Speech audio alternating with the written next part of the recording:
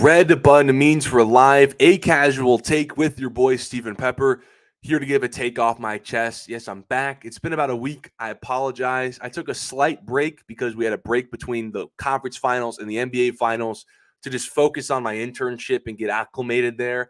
But now I'm back because we had the finals tonight and we got this news I want to talk about because it was funny.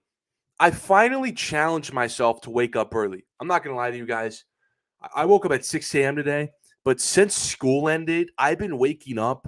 I woke up a few times early, like 8, 9 a.m. some days. But majority of the days, like 75% to 80, I've been waking up from any time between 11 a.m. Eastern Standard Time till maybe some days 2 p.m. Like, that's horrible.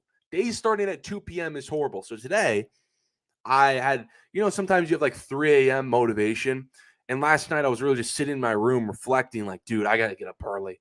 So I set my alarm for 6 a.m. I actually got up out of bed, and it's as if God said, hey, bro, I appreciate the effort, and dropped me a Woj bomb at 7 a.m. that the Lakers are targeting UConn's Dan Hurley to become the franchise's next head coach. The team has had preliminary contact with Hurley, and sides are planning to escalate discussions in the coming days. Woj also added, Hurley has been at the forefront of the Lakers' search from the beginning of the process. So much for JJ Redick. Look, I am just so happy that the Lakers are pursuing a serious coach. And I do want to be clear at first that these are just talks. It's not like Hurley is ready to put pen to paper and hop on a private jet to LA to be the coach tomorrow. They're just talks. And although I wouldn't have thrown a fit if Redick was although I wouldn't have thrown a fit of a Redick hire, I can't help but admit it would have been an unserious one. I do think Redick has genius basketball IQ, and LeBron loves him. Those are two of the most important traits that a LeBron Lakers head coach needs. But what is this? What is this? It's a tweet from my glorious king in April. He's so damn good. Super creative offense. Love it. And that's LeBron showing his love to Dan Hurley's sophisticated offensive schemes. Now, I know all great college coaches don't translate to the NBA. Brad Stevens was pretty good. Rick Pitino was a disaster. Billy Donovan was okay, back-to-back national champion at Florida. Never missed the playoffs with OKC. And then the NFL, it's the same way, too. Saban didn't work out. Chip Kelly, Bill O'Brien, made the playoffs here and there. But putting my franchise in the hands of a reigning back-to-back national championship is much better than putting it in the hands of a guy whose coaching career extends to 10-year-olds.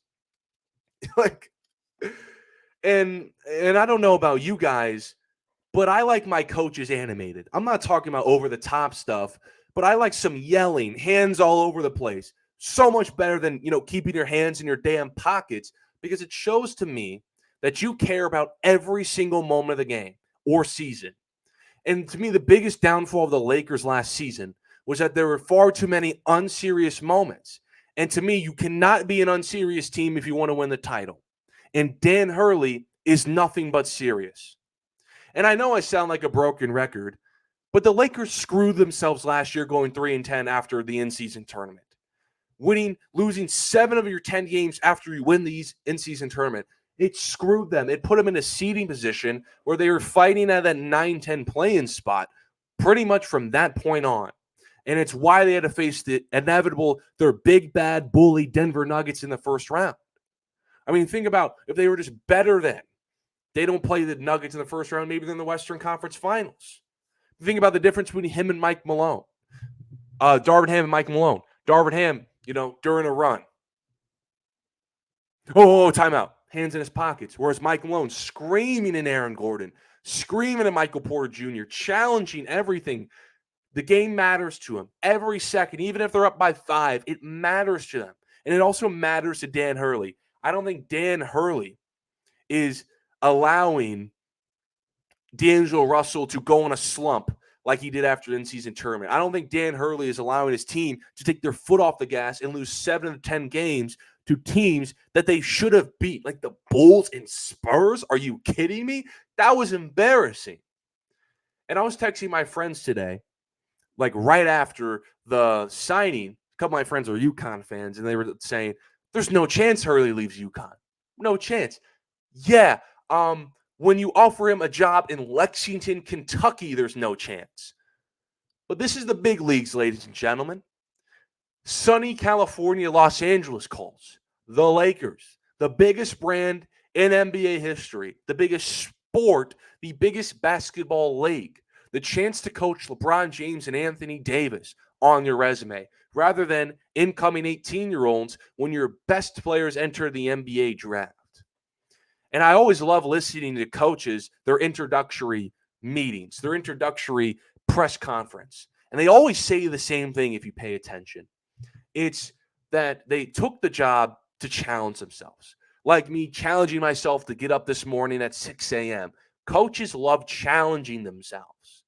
And this would be the ultimate challenge for Hurley, whose dream is to coach in the NBA. A LeBron-led Lakers team, you're the head coach. And according to Woj, the Lakers are in a full-court press mode in the next coming days to land Dan Hurley. And I just love this. It's a serious hire. Listen, the Lakers need a coach with a strong foundation, program building. It's 2024 NBA. You need a bit of a younger coach, a guy who has a plan, a guy who has an idea, a guy who can develop a team. Gone are the days if you just put in a random coach, 3 superstars via trade, gut your depth. You can't do that anymore. You got to Steve Kerr it, Mike Malone it. You're in there, you implement a game plan, and you develop your guys. And that's what Dan Hurley could do. And I know he did it at a UConn, which is one of the most historic basketball brands in college basketball. But in the age of NIL, in the age of the Dukes and the one-and-dones and all these 5-stars and Kentuckys, he won back-to-back national championships without these major 5-star players and these NILs because he's a program builder. Maybe he drafts Bronny and develops Bronny into something. But the Lakers need a coach who just isn't in there just to be in there like a Darvin Ham. They need a coach who's there for a long time.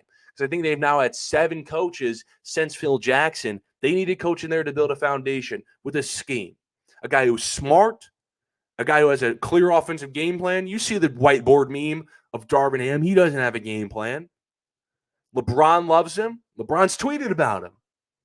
And not only that he's a serious head coach with experience, and that he's going to call a timeout when the damn Nuggets are on a 20-0 run. And I think Dan Hurley, again, these are just talks. It's not like he's going to hop on a PJ tomorrow, sign pen to paper, get that big contract to be the head coach of LeBron Anthony Davis. They're just talks. But I think this is much better for the Lakers to pursue than any assistant in the NBA, and especially J.J. Redick. But I appreciate everyone for coming into this episode of A Casual Take. I'll be on later tonight or tomorrow morning to talk about Game 1 of the NBA Finals. Also, I said I was going to come on here and give my predictions for the finals. I had Celtics in about 6 or 7 games with this Porzingis injury. The reason I didn't come on here yesterday to talk about it or today was I was on Players' Choice. You guys know I've been on Players' Choice before, and I was on their podcast yesterday giving predictions. So go check that episode out. But until tomorrow, I'll see you guys.